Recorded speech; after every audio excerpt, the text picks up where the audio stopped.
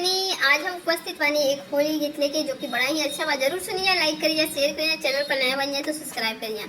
तो जरूर सुनिए। गौरा ना पिसली भांग रूसला भोला योड़ा भंगिया। गौरा ना पिसली भांग रूसला भोला योड़ा भंगिया। गौरा मनावे चलली अपना भोला के।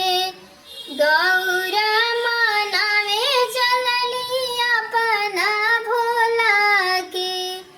आहे जोड़ेली दोनों हाथ रूसला भोला योड़ा भंगिया। गौरा पिसली ना भांग रूसला भोला योड़ा भंगिया। गौरा पिसली ना भांग रूसला भोला योड़ा भंगिया। सोनावे कलशा भरी गंगा जल लईली। सोनावे कलशा भरी गंगा जल लईली। आहे रगड़ी रगड़ी चरण पाखर रूसला भोला योड़ा भंगिया। गौरा पिसली ना भांग रूसला भोला योड़ा भंगिया।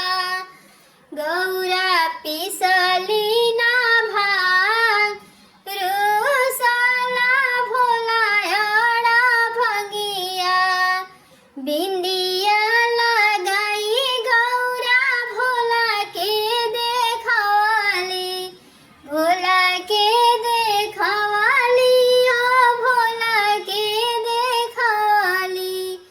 आहे नजरो ना फिरे भोला दानी रूसला भोला योड़ा भंगिया। गौरा पिसली ना भांग रूसला भोला योड़ा भंगिया। गौरा पिसली